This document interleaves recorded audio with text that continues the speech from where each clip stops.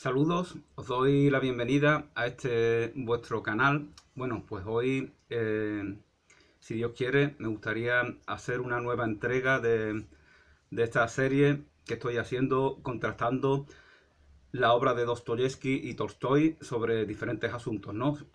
Son 5 vídeos que estoy haciendo y este es el cuarto. Y bueno, este quizás sea un poco más largo porque me gustaría recapitular un poco lo dicho hasta ahora. Eh, bueno, hoy hablaré del matrimonio, de las relaciones de pareja, tal como desde mi punto de vista las concibe, qué es lo que nos aporta tanto Fedor Dostoyevsky como Lev Tolstoy eh, con respecto a este tema que está muy presente en sus obras, ¿no? Eh, Principalmente en Tolstoy, bueno, lo veo como un escritor romántico, ¿no? En todas sus acepciones. Realmente es increíble, ¿no? Cómo está presente en muchas de sus grandes novelas la relación de pareja, el matrimonio, ¿no? Fijaos que hay incluso un libro de su juventud, de su primera etapa, que se llama algo así como la felicidad conyugal, ¿no? En donde, bueno, hay como una especie de halo de candidez desde mi punto de vista, ¿no? Que ya no está en el Tolstoy maduro, ¿no? En el Tolstoy que ya es completamente consciente, que ya está implicado, se ve a sí mismo implicado en un camino de realización personal, de realización espiritual, que no estaba que no vemos esto en sus obras primeras, ¿no? Ni siquiera en sus grandes novelas, ¿no? Aunque se insinúe ya en las obras que él va a escribir en su edad madura. Bueno, pues recapitulando un poco lo que he estado hablando en estos 3 vídeos anteriores, el primero, en el primero hablaba de la religión, ¿no? Bueno, quizás se me pasó, como suele pasar, como suele suceder, se piensan cosas que luego, si no hay un guión escrito, pues se suelen dejar en el tintero, ¿no? Se me olvidó decir un aspecto muy importante, ¿no? Que diferencia a Tolstoy de Dostoyevsky, ¿no? Y es que Tolstoy es vertical, es un autor, es un maestro, por decirlo así, de la verticalidad, mientras que Dostoyevsky está en la horizontalidad. Esto quiere decir que Tolstoy de alguna manera pues se ubica en un lugar en plan Zaratustra, por decirlo así, se ubica en sus montañas y desde ahí pues va escaneando la realidad humana, la realidad de la psique, de las relaciones humanas, y de ahí va sacando sus conclusiones, ¿no? En cambio, la perspectiva de Dostoyevsky está más como dice la canción esa famosa de Se le ven las bragas a la luna, de Cuarto Menguante, pues su perspectiva es esa, ¿no? Está desde abajo contemplando las vergüenzas del mundo, ¿no? Las vergüenzas de la condición humana, ¿no? Y las grandezas también, ¿no? Y bueno, no solamente es que sea horizontal, sino que fijaos que incluso se ubica en el submundo, ¿no? En los submundos, ¿no? De ahí, de ahí el título, perdón por el sonido de fuera, de ahí el título de uno de sus libros, ¿no? Memorias del subsuelo. Él quiere escanear en la mente de esos sujetos que se meten en, en la zona más subterránea, ¿no? En la zona más oscura de la condición humana. Entonces esta es una diferencia muy importante, ¿no? La verticalidad y la horizontalidad. Y fijaos que ya centrándonos un poco en lo que vamos a hablar, lo que pienso hablar hoy, hay una verticalidad femenina, ¿no? La verticalidad es la espiritualidad y la horizontalidad es lo material, la manifestación concreta, explícita de la vida.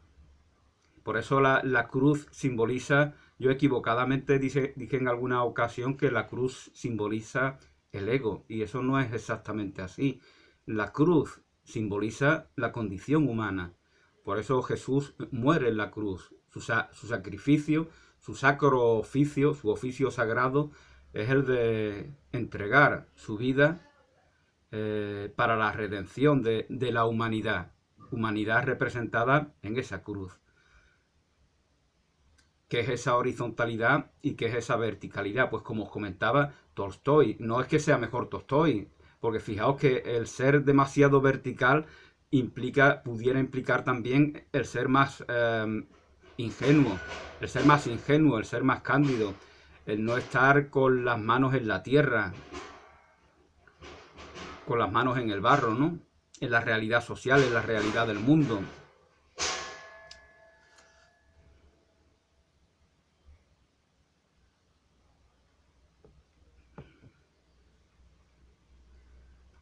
Y entonces, como os comentaba,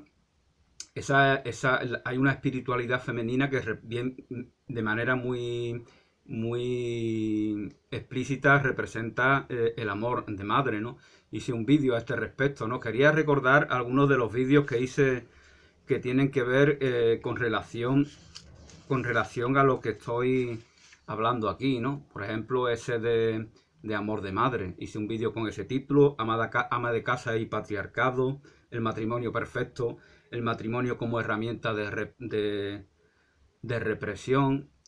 Otro vídeo que hice, el ministerio evangelizador cristiano del matrimonio, pornografía y religión, la homosexualidad emocional. Todos estos son vídeos que están en cierta relación con lo que voy a hablar aquí, ¿no? Con lo masculino y lo femenino. Como os comentaba, hay una espiritualidad femenina que representa, que expresa, que manifiesta el amor incondicional que pudiéramos reconocer en el amor de madre, como dicen, como en esos barrios marginales, ¿no? Donde se tatúan aquí amor de madre, ¿no? Esas personas que viven un poco en cierta exclusión social, ¿no? Y ese amor de madre, ese es como una gran esperanza que tiene, ¿no? A pesar de toda esta decadencia, toda esta degradación, esta delincuencia, este mundo de drogas y de marginación, a pesar de todo eso, hay una esperanza. Esperanza que representa el amor de madre, ¿no? Que se tatúan en el hombro, en el brazo. Entonces, en contraste o en armonía con esta espiritualidad femenina, está una horizontalidad masculina, ¿no? Que representa, pues, lo vemos claramente en la realidad social que hemos creado, que ha excluido a la mujer, reservando a la mujer para el entorno doméstico. Ya hice otro vídeo hace algunos años que se titula Somos nómadas, en el cual pues os decía cómo la condición de nómada, el elemento nómada, está en relación, es una expresión de un elemento propio de los aspectos masculinos de la condición humana. Entonces, al volvernos sedentarios es porque aparentemente algo femenino nos está dominando, ¿no? O está dominando en la sociedad. Aparentemente, en la práctica, vemos, como suelen denunciar las feministas, que hay una marginación hacia la mujer que queda como excluida y enclaustrada en los entornos domésticos, ¿no? Cuántas infinidad de mujeres vemos que sueñan con la casita, ¿no? Todavía no he visto yo un hombre, un adolescente que diga, ay, en el futuro quiero yo tener mi casita. A las mujeres se las adoctrina y se las adoctrina en la dependencia también. ¿Cuántas veces vemos mujeres realizadas profesionalmente? Me acuerdo de haber visto que ven una foto de un hombre con una mujer y dice, la imagen de la felicidad. Todavía no he visto un hombre que diga que la imagen de la felicidad es un hombre abrazando a la mujer. Entonces, como os comentaba, a las mujeres se les adoctrina en la dependencia, que es una perversión, de un valor receptivo, que está intrínseco en el propio aspecto femenino de la condición humana. Entonces esta es una manera de entenderlo, ¿no? Pero también hay otra manera, también hay una visión de una perspectiva en la cual la espiritualidad es lo masculino. Y eso también lo vemos a lo largo de la historia. Fijaos cómo representamos a Dios como un señor con barba, como un gran patriarca, ¿no? Entonces, esto en este sentido vemos cómo la divinidad, la espiritualidad está simbolizada por lo masculino. Fijaos en esas tribus antiguas que veneraban, reverenciaban incluso al pene, ¿no? Una imagen de un falo era para ellos un símbolo de espiritualidad, de expresión de poder, en el sentido, no en el sentido opresivo como ahora lo entendemos, ¿no? Sino en el sentido de realización.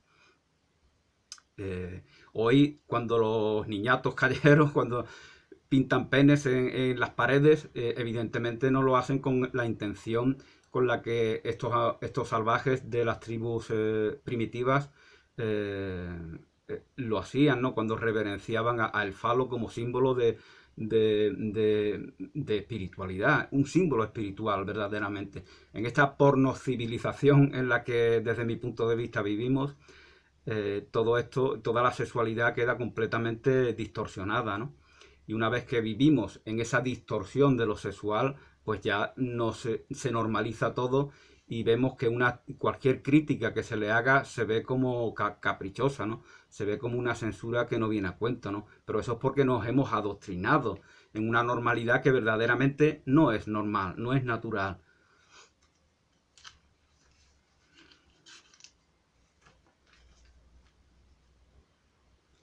Bueno, y otro vídeo que hice también fue el intercambio de roles de género. No sé si os lo dije anteriormente. ¿Veis qué cantidad de hombres homosexuales hay? ¿Y por qué en relación con las mujeres son tantos y ellas son tan pocas, ¿no?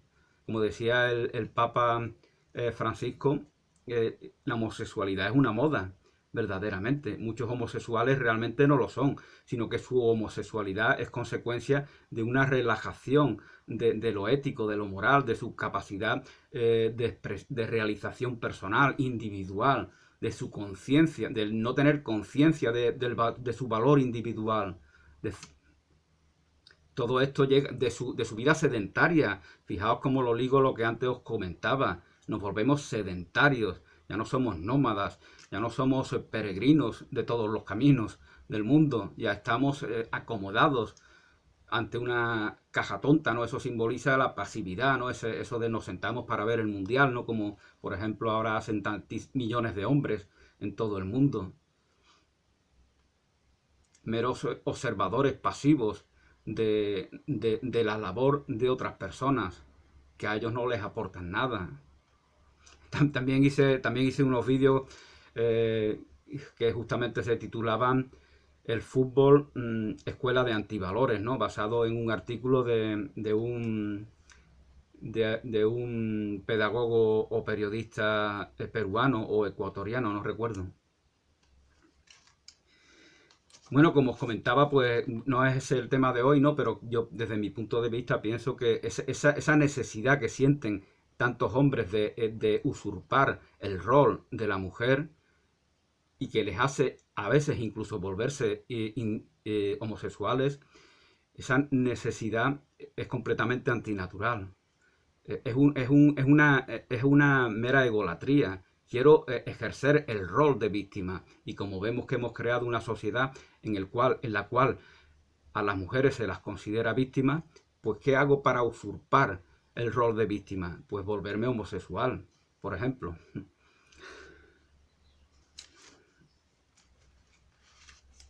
Bueno, pues esta horizontalidad masculina que hemos representado con esa imagen de ese cuadro de Miguel Ángel, ¿no? Con la mano extendiéndola hacia Adán. Ahí vemos, como os comentaba, esta visión patriarcal de la espiritualidad. Y en contraste con eso, pues lógicamente el ama de casa doméstica que se convierte, como decía la película esa de Que verde era mi valle, ¿no? Mi padre era la cabeza de la familia, mi padre era el cabeza de familia, pero mi madre era el corazón. Y sin el corazón, pues no hay latidos y no hay vida, ¿no?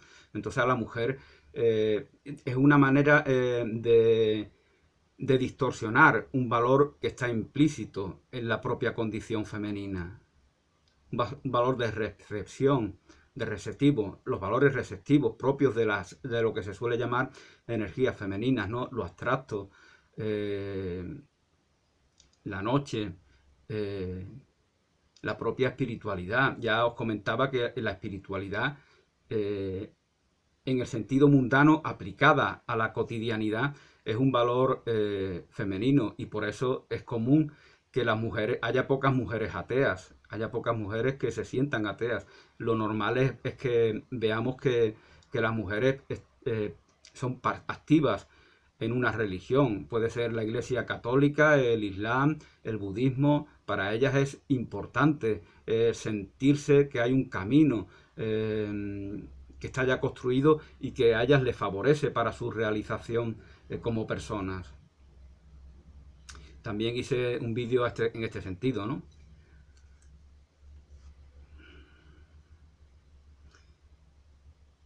Y bueno, la idea de madre tierra, fijaos, la idea de madre tierra está en contraste con el Padre Dios, ¿no? Con el Padre Cielo, con la imagen del patriarca con barba, que es nuestro creador, nuestro Padre. Es lo que simboliza a través de siglos de cristianismo o pseudo-cristianismo, ¿no? Esto sería tema de otra discusión, ¿no?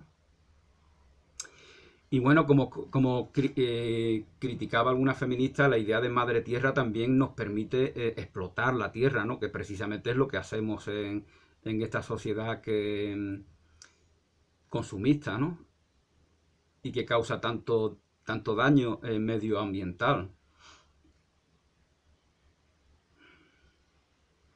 La idea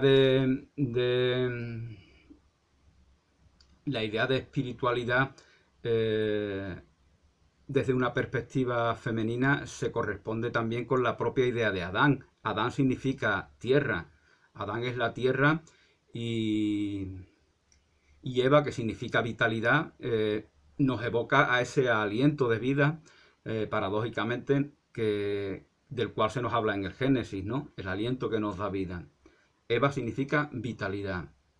Adán significa tierra, barro, que es vitalizado, por lo tanto, por ese aliento. Muchas personas, hablando de energías masculinas y femeninas, hay gente que dice que la energía es una, ¿no? Bueno, eso es como si decimos que la luz es una. Efectivamente, la luz es una, la luz por antonomasia, por antonomasia.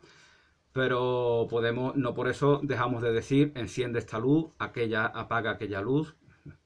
Pues las energías igual, es una manera, la energía es una, Dios es uno, la verdad es una, la vida es una, pero tú tienes tu vida en tu conciencia individualizada, y yo tengo la mía, yo expreso la vida en mi conciencia individualizada. La vida es una, pero se expresa, y no puede ser de otra manera, se expresa en la diversidad.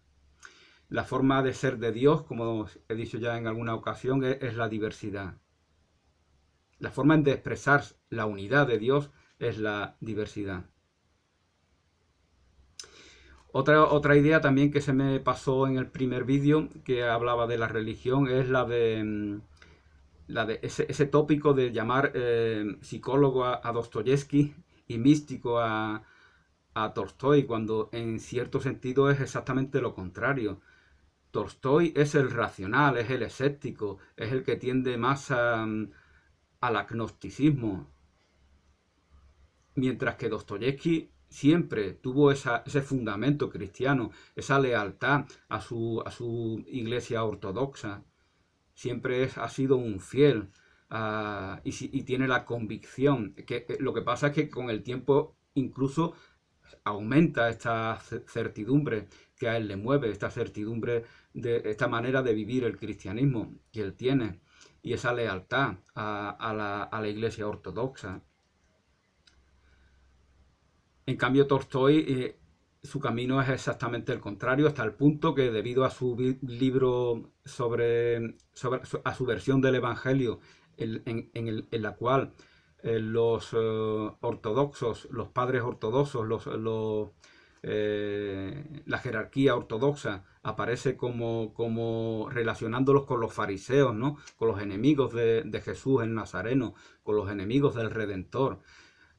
Con motivo de ello, Lev Tolstoy es excomulgado de la Iglesia ortodoxa. Esto acontece ya cuando Dostoyevsky ha fallecido prácticamente, porque el camino, ese misticismo que se le aplica a Tolstói, acontece más o menos cuando Dostoyevsky ya fallece, porque Dostoyevsky fallece con 59 años, es decir, mucho más joven de los 82 años con los que fallece Tolstói, que ya de hecho era más joven que Fedor Dostoyevsky.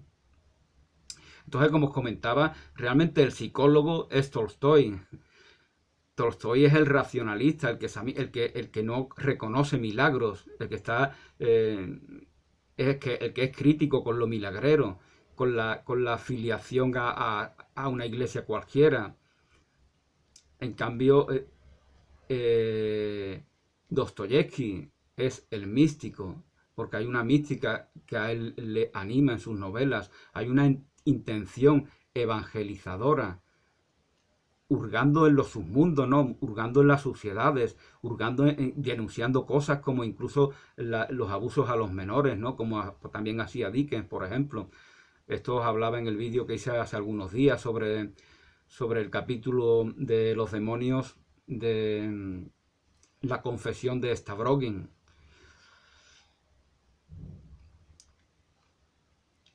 Es muy crudo a veces Dostoyevsky, pero es que estas cosas le llaman incluso maniqueísta, ¿no? En el Wikipedia dice ciertos personajes, yo no sé en qué mundo viven, ¿no? Pero yo creo que desgraciadamente los personajes los más crueles que describe Dostoyevsky, desgraciadamente existen en el mundo.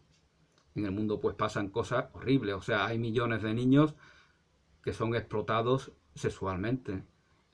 Eso es una realidad. Y ahora acontece incluso más todavía de lo que lo ha hecho en tiempos anteriores, ¿no? Lo que pasa es que lo fácil, lo cómodo es cerrar los ojos, porque si tomamos conciencia del dolor del mundo, del sufrimiento de tantos millones de niños, pues entonces se nos va a quitar las ganas de desarrollarnos personalmente, porque hemos interpretado el desarrollo personal como el darle rienda suelta a nuestras codicias.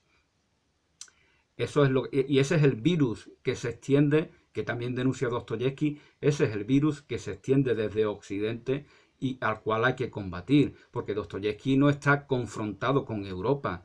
Tanto Dostoyevsky como Tolstói son hijos de una tradición occidental también. En Occidente, en Europa, tenemos tres grandes grupos humanos, que son los latinos, franceses, españoles, portugueses, rumanos, italianos, los germánicos, alemanes, austriacos, holandeses, los escandinavos, incluso los ingleses. Ya os comentaba en el segundo vídeo que era sobre Europa, os comentaba de cómo esta civilización inglesa en la cual vivimos, porque porque la Revolución Francesa ha fracasado y la que ha triunfado es la Revolución Inglesa. Sin embargo, lo inglés no es más que una fusión de lo francés, de lo latino y lo germánico, de lo normando y lo sajón. Y eso lo vemos en los miles de palabras francesas que hay en la lengua inglesa, ¿no?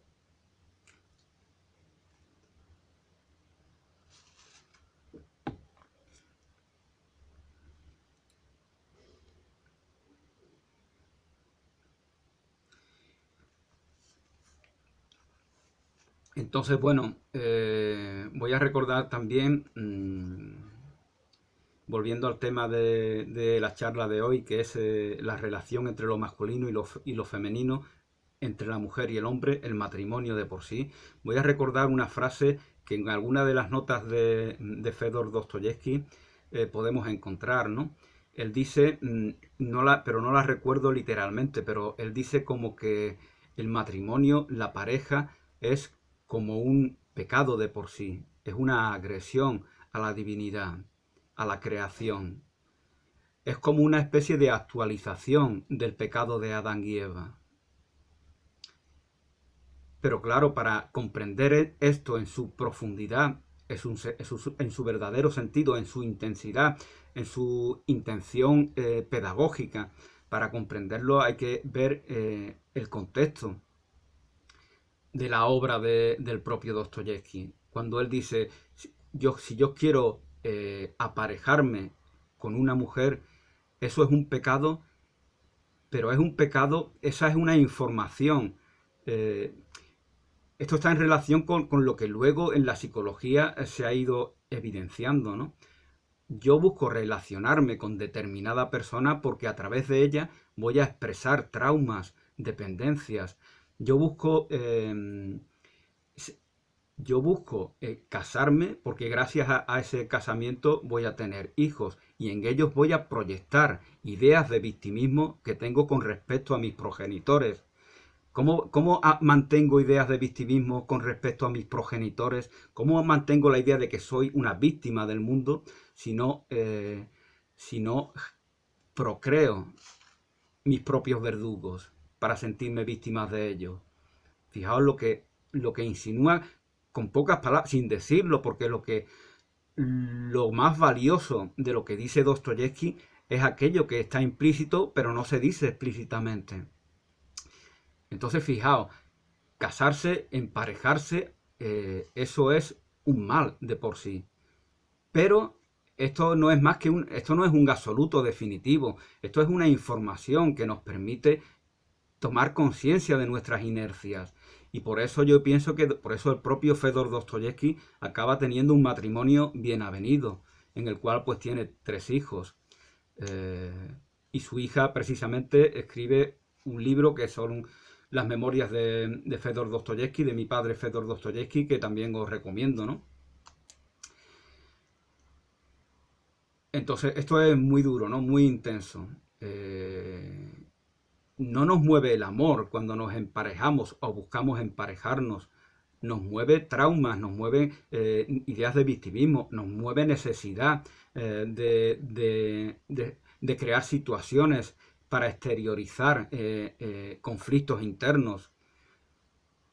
Porque los conflictos exteriores no son más que una proyección de conflictos internos que no reconocemos o que no hemos reconocido. Entonces inconscientemente buscamos la complicidad de la persona del otro sexo para gracias a esa unión, crear situaciones de conflicto. A esta conclusión llega Dostoyevsky. Pero como os comentaba, esto no es un absoluto definitivo, esto es una idea que nos permite trabajar sobre ella.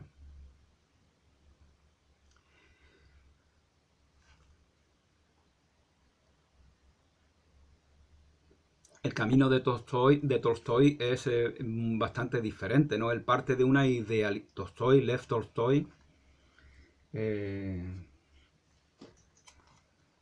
este señor, parte de una idealización de la relación de pareja, de la idea equivocada de que un hombre y una mujer de por sí pueden conseguir, pueden forjar un hogar feliz. Fijaos, esto también lo podemos ligar con lo que decíamos anteriormente de la vida sedentaria. En la vida sedentaria hay una carencia del valor nómada. Hay una carencia del valor nómada. Por lo tanto, hay que tomar conciencia de ello. Y desde mi punto de vista, de una manera ingenua, cree Tolstoy que se puede forjar un hogar feliz por el mero trabajo, por la mera voluntad del hombre y la mujer. Pero eso no es así. El propio Tolstoy se da cuenta. En El padre Sergio, que es un relato que escribe Tolstoy ya siendo mayor, vemos cómo ese padre Sergio es un tipo mujeriego, es un tipo vicioso, es un tipo lujurioso, y sin embargo lo que le hace convertirse en monje es descubrir que su futura esposa ha tenido una relación anterior a la que tiene con él. Eso lo vuelve celoso. Fijaos el cinismo y la normalización de este cinismo.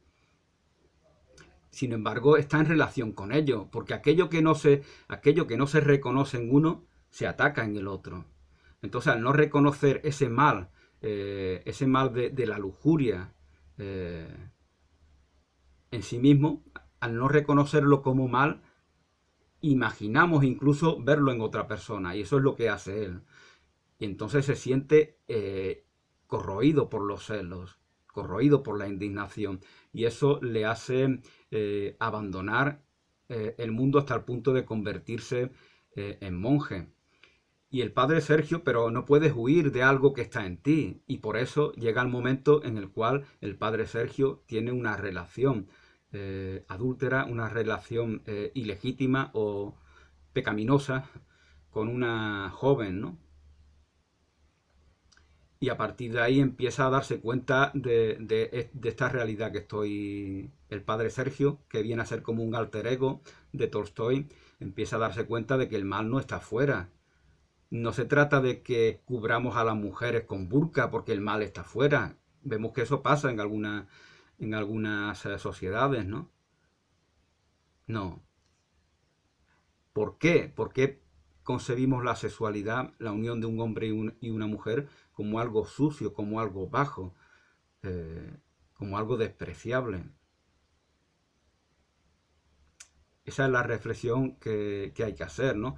Y esa idea, lo que crea Burkas es también lo que crea la pornografía. Bueno, ya os comentaba que hice un vídeo sobre pornografía y religión que podéis encontrar en mi canal, ¿no? Quiero decir que la mentalidad del reprimido está en relación con la mentalidad del lujurioso. De hecho, es bastante común, ¿no?, que la persona obsesionada con un camino religioso muy estricto llega un momento en el que lo abandone y se entrega a todo tipo de placeres mundanos, ¿no? Porque en realidad es lo que ha estado deseando siempre. Pero ¿qué son los placeres mundanos? Los placeres mundanos son los bienes del mundo, disfrutados de una manera, gozados de una manera sin encontrar, sin ver en ellos un valor espiritual. Por eso nos dice Jesús que amemos a Dios sobre todas las cosas, porque las cosas no son nada sin Dios. Las cosas son esos placeres mundanos, a través de los cuales expresamos la lujuria, la codicia, la ira, la pereza, lo que en el argot religioso llaman los pecados capitales, ¿no?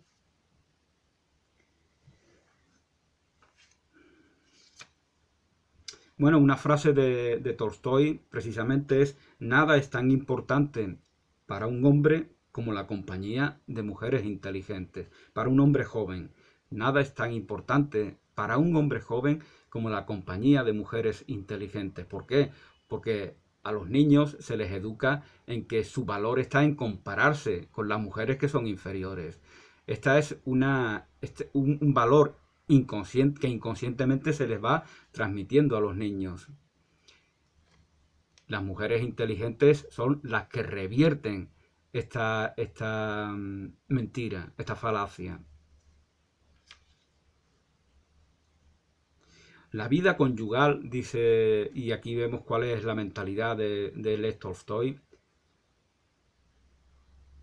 La vida conyugal es una barca que lleva a dos personas por un mar tormentoso. Si uno se... La vida conyugal es una barca que lleva a dos personas por un mar tormentoso.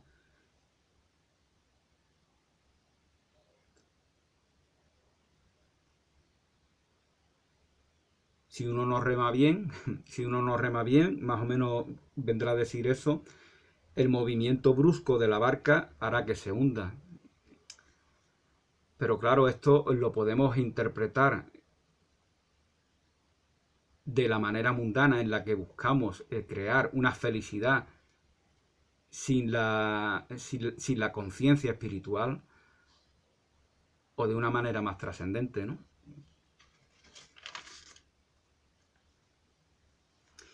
Bueno, os decía que iba a recapitular un poco. En el primer vídeo había hablado de la religión, en el segundo sobre Europa, y también se me olvidó decir que si Europa fuera un país, si la idea que en ese momento especialmente tiene Dostoyevsky, que es el que más se enfoca en este tema.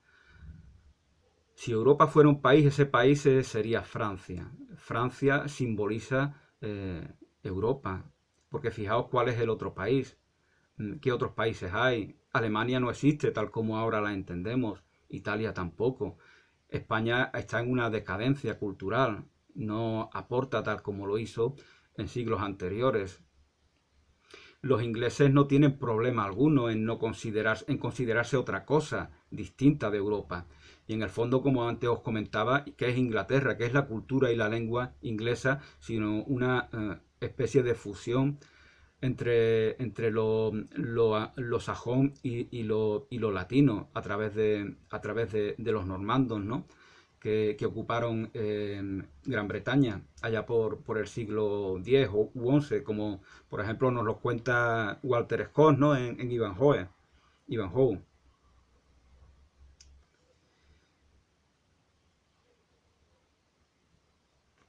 Y fijaos cómo, bueno, ya lo comentaba en ese vídeo, ¿no?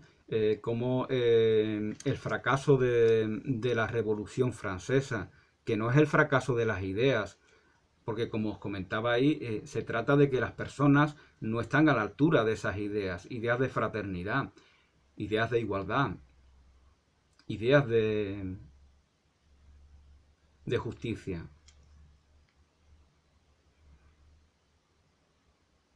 de libertad.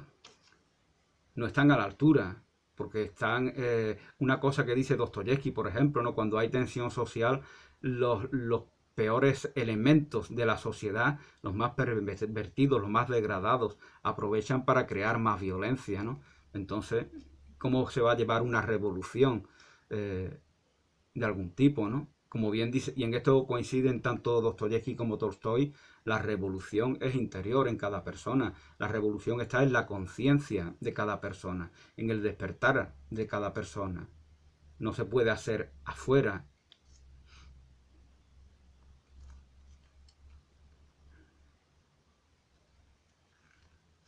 Y bueno, como os comentaba, fracasa la Revolución Francesa y verdaderamente la que triunfa es la Revolución Inglesa. Por eso vivimos en una civilización de trasfondo inglés, donde la lengua y cultura inglesa o de origen británico está presente permanentemente en nuestra cotidianidad.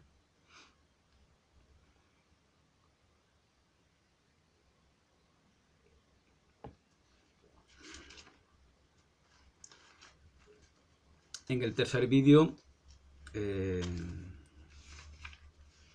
pues había hablado de la justicia y bueno, y en este cuarto yo creo que ya más o menos pues he dicho todo lo que tenía previsto.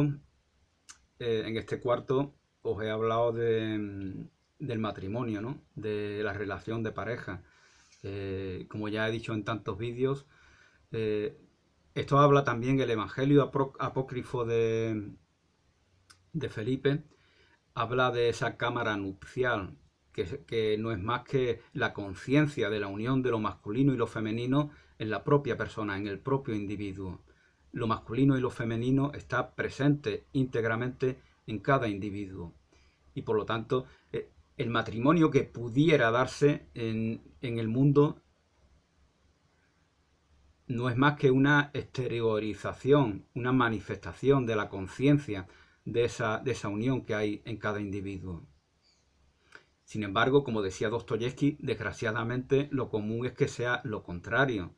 Lo común es que sea un hecho reactivo al no reconocer ese matrimonio interior y quererlo buscar afuera. Por eso dice él que la búsqueda de un matrimonio es un pecado, porque es un pecado contra tu propia integridad, contra el reino de Dios, como dice Tolstoy, que está en ti. El reino de Dios está en vosotros. El matrimonio de lo masculino y lo femenino está íntegramente en ti. Por lo tanto, no tienes que buscarlo afuera, porque esa búsqueda, como dice Dostoyevsky, es una agresión hacia uno mismo, porque consiste en el no reconocimiento de ese matrimonio, de ese reino de Dios que está en ti. Aquí vemos cómo la relación de pareja, que implica lógicamente la sexualidad, la intimidad sexual, la cópula sexual, todo eso es algo espiritual, porque está en relación con ese reino de Dios que está en ti.